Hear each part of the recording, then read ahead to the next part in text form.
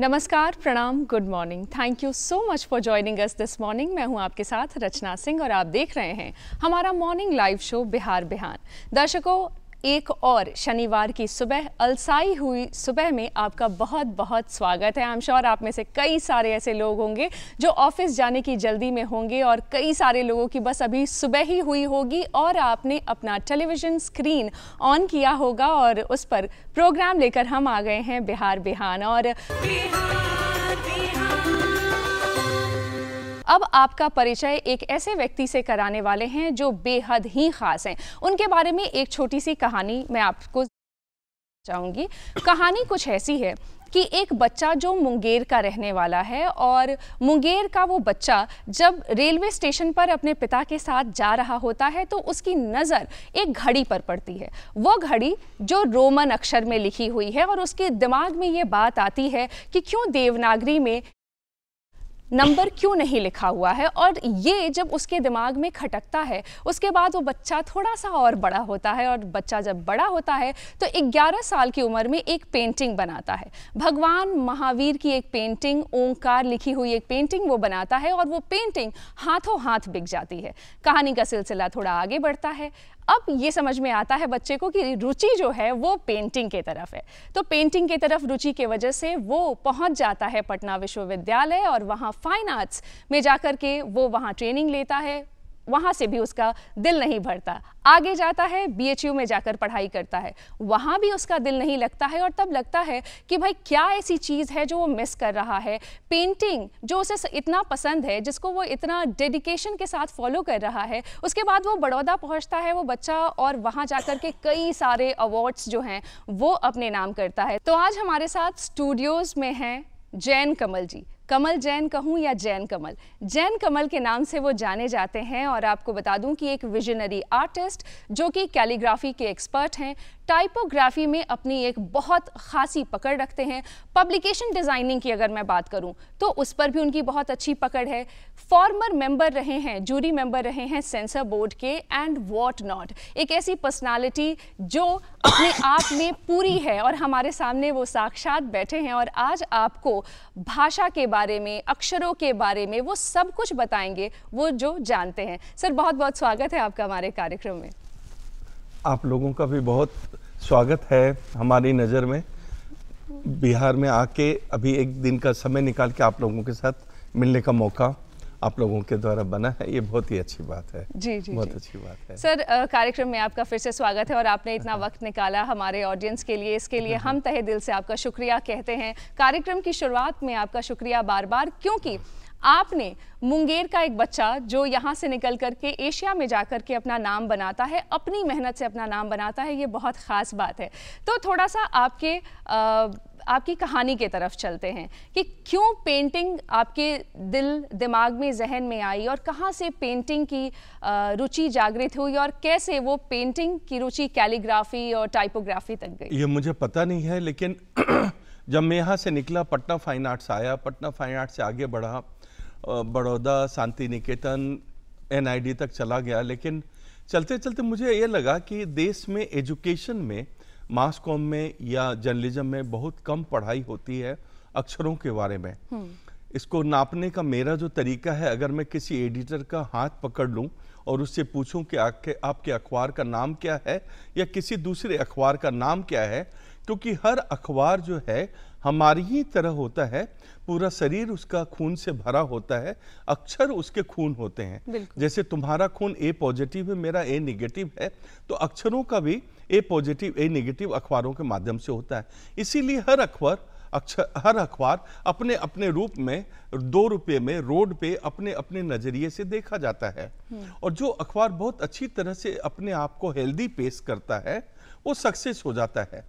जैसे इंडिया का आज सबसे बड़ा जो न्यूज़पेपर है, हम अखबार वाले बोलते हैं अखबार बिकता नहीं है, लेकिन एक ऐसा अखबार है इंडिया में जो वर्ल्ड के 3रे नंबर पे है और आज के दिन 60 लाख कॉपी बिक रही है, छप रही है। बिकना अलग है, छपना अलग है। तो 60 लाख कॉपी अगर बिक रही है तो जरूर उसमें कुछ न कुछ ऐसी कुराफात की गई होगी जो दूसरे अखबार वाले वहां तक नहीं पहुंच पा रहे हैं। तो ऐसी जो प्रक्रिया है, 8000 से ज्यादा आदमी को ट्रेन करके उस प्रक्रिया में, उस टेक्नोलॉजी टेक्नोलॉजी में, उस पैटर्न में, उस घर के घरौंदे के अंदर चलने की पद्धति को डेवलप करके दिया गया, जो मेरे द्वारा हुआ, और आज वो बहुत ही सक्सेसफुल प्रोजेक्ट है इंडियन मार्केट में। जी जी। लेकिन अगर हम थोड़ा 90s के तरफ चलते हैं, वो एक दौर जहां कंप्यूटर अभी तुरंत आया था, क्या बड़े बदलाव जब आप उसमें जाते हैं तो आप देखते हैं, क्योंकि आपने पेंटिंग से शुरुआत की, कैलीग्राफी पर भी हम थोड़ी सी बात करेंगे कि कैसे कैलीग्राफी को भी आपने डेवलप किया, लेकिन थोड़ा सा 90s के एरा मुझे याद है मैं बॉम्बे में काम कर रहा था, एक इंडिया के मैगजीन है जो सबसे ज्यादा 5 लाख कॉपी आज भी बिकती है, उसके कवर की बात हो रही थी, तो फैक्स पे एक मैसेज आता है, एक अरुण पुरी करके एक व्यक्ति है, उनका मैसेज आता है, जो एडिटर इन चीफ हुआ करते थे, अभी भी हैं, उनका मैसेज आता है कि villains are earning more than heroes. एक लाइन का मैसेज होता है, और उस पे आपको 2 घंटे के अंदर आर्ट वर्क बनाना, कवर बनाना और उसको डिस्पैच होना। उस समय में कोरियर भी नहीं हुआ करता था, खाली एक DHL या ब्लू डॉट होता था, उसको थॉमसन प्रेस जाना, उसको छपना, और दूसरे तीसरे दिन, मतलब अभी माँ के पेट में ही बच्चा है वो। हाँ, तो अमरीश पुरी को मैंने फ़ोन किया हमारी टीम ने, और वो 1 घंटे के अंदर, मैंने बोला तुम पार्लर जाना, अपने बाल को ठीक करके तरीके से आना, वो नरीमन पॉइंट में आके तैयार हो जाता है, और हम 1 घंटे के अंदर वो कंप्लीट करके भेज देते हैं। और 3 दिन के बाद जब हम ट्रेन में सफ़र करते हैं, तो AH व्हीलर में तुम्हारी जो सोच थी वो सब जगह लाखों रूप में टंगी है। तो इसका जो उन्माद है, इसकी जो खुशी है, वो माँ दुर्गा से मिलने की खुशी है, इतना है। खूबसूरत बात है सर। और आज भी, आज की सुबह लोग अखबार अगर पढ़ रहे होंगे तो वो सारी डिजाइनिंग जो है वो आपकी की गई है, जो लाखों करोड़ों जनता जो आज सुबह उठकर पढ़ रही होगी।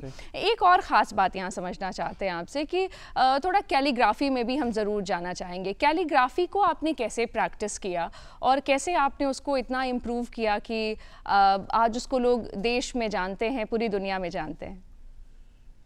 देखो, कैलिग्राफी जो है ना, जब आप बच्चे खड़ से लिखना शुरू करते हैं तो माँ और बाप के बाद वो सरस्वती के पास जाने लगते हैं। बिल्कुल। तो उसको लिखना और उस प्रक्रिया को एक बेखूबी उसमें खूबसूरत लाना, तो तुम्हारी आत्मा से जब तुम लिख रहे हो, ओम लिख रहे हो, स्वास्तिक बना रहे हो, रंगोली बना रहे हो, तो भगवान वहां चल रहे हैं, क्योंकि तुम्हारे अंदर से निकल के वो देवत्व उस जगह आ रहा है। और इसमें एक चीज और है, जब कंप्यूटर का इजाद हुआ इंडियन मार्केट में, तो एक एप्लीकेशन है, उसका नाम कॉर्क एक्सप्रेस है। कॉर्क एक्सप्रेस पेज बनाने का एक कारखाना है, अमेरिकन एप्लीकेशन है। जैसे आप लोगों को सबको पता होगा, पेज मेकर है, इन डिजाइन है, कोरल है जी। हाँ, आज इंडिया में इतना महंगा है कि सर्वसाधारण लोग कोरल सीख लेते हैं, एक पेज बनाने की ताकत बना लेते हैं। कॉर्क एक्सप्रेस और इन डिजाइन तो काफी महंगा है सर, तो आज आधे से ज्यादा अखबार इन डिजाइन में कन्वर्ट हो गए।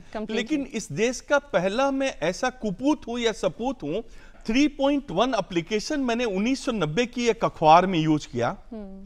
पूरे देश में बदलाव आना चालू हुआ। पहला बदलाव तो मॉडर्न सिस्टम के आने से 2 जगह बच्चा पैदा सेम टाइम में होने लग गया।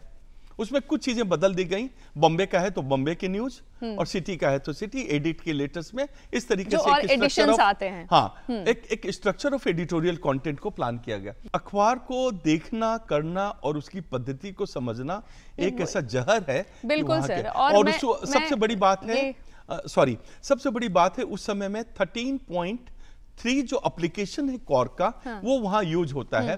तो वर्ल्ड का मैं एक ऐसा व्यक्ति हूं जो मेरे पोर्टफोलियो में 3.1 से लेके 13 तक के डेवलपमेंट्स हैं, जो टेक्नोलॉजी के बच्चे या मास कम्युनिकेशन के बच्चे उसको देखेंगे और उससे सीख सकते हैं, ऑटोमेटिक समझ जाएंगे। इसमें बॉक्स में शैडो आया तो वो उस टेक्निक के बाद इस एप्लीकेशन से आया, ऐसा हुआ तो ऐसा। वो पूरी सिस्टम जो है, वो इजाद जो हुई देश में, डेवलपमेंट में आया, वो एक व्यक्ति की देन है जो कैमरे के पीछे होके बिल्कुल। और आज तो सर आप कैमरे के आगे हैं, लोग आपको देख रहे हैं, समझ रहे हैं, और आप जब इतनी विशेषज्ञता से इस पर बात कर रहे हैं, और ये आपकी बातों से झलकता है कि अक्षरों में जिसे ब्रह्म नजर आता हो, और जो अक्षरों को इतना घोल कर जो पी चुका है, वो इस पर जब बताता है तो कितनी खास बात हो जाती है। एक और बात हम समझना चाहेंगे सर, लिपि को लेकर के, खास करके ब्राह्मी लिपि को लेकर के, आपने उसको कीबोर्ड पर लाने का काम किया है, टाइपोग्राफी बनाने का काम किया है। ब्राह्मी लिपि क्या है और कैसे उसको आप कन्वर्ट करके ले आए कीबोर्ड तक, उसकी यात्रा के बारे में बताइए।